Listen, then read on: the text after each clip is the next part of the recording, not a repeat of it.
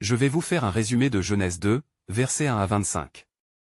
Ainsi furent achevés le ciel et la terre, et tout ce qu'ils renferment. Dieu, dans sa grande sagesse, avait parachevé son œuvre en 6 jours. Et au 7e jour, il se reposa, bénissant et sanctifiant ce jour comme un temps de repos sacré. Il marqua ainsi le sabbat, un signe éternel de son alliance avec les hommes. Voyez maintenant, mes frères et sœurs, comment Dieu, dans son amour infini, forma l'homme et lui donna une demeure parfaite. Car au commencement, lorsque la terre fut façonnée, elle était encore vide et aride. Aucune plante n'avait encore poussé, car Dieu n'avait pas encore fait tomber la pluie, et il n'y avait pas d'homme pour cultiver le sol.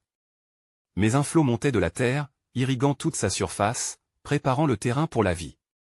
C'est alors que le Seigneur Dieu prit de la poussière du sol et forma l'homme de ses propres mains.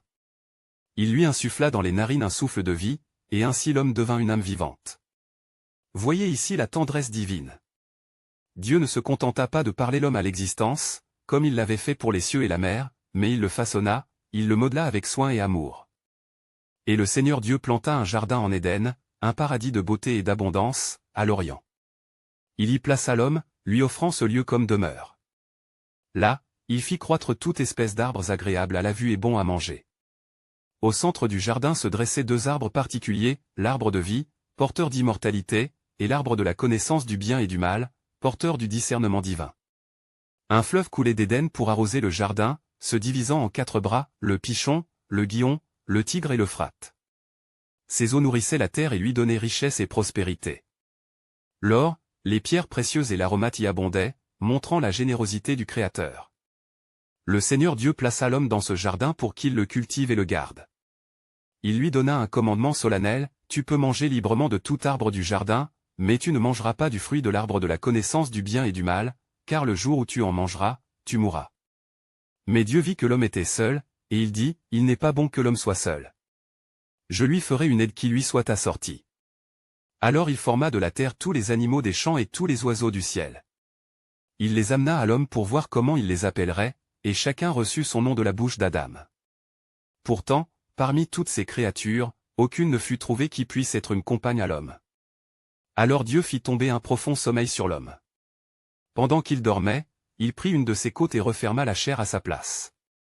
De cette côte, il façonna une femme et la conduisit à l'homme.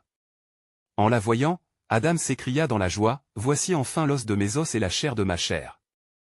On l'appellera femme, car elle a été prise de l'homme. » Ainsi, Dieu institua l'union sacrée entre l'homme et la femme.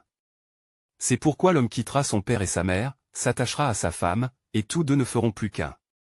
Ils étaient nus, l'homme et sa femme, et ils n'en avaient point honte, car ils vivaient dans l'innocence et la plénitude de la présence divine.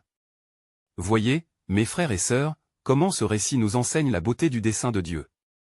L'homme n'est pas une créature abandonnée au hasard, mais le fruit d'un amour infini.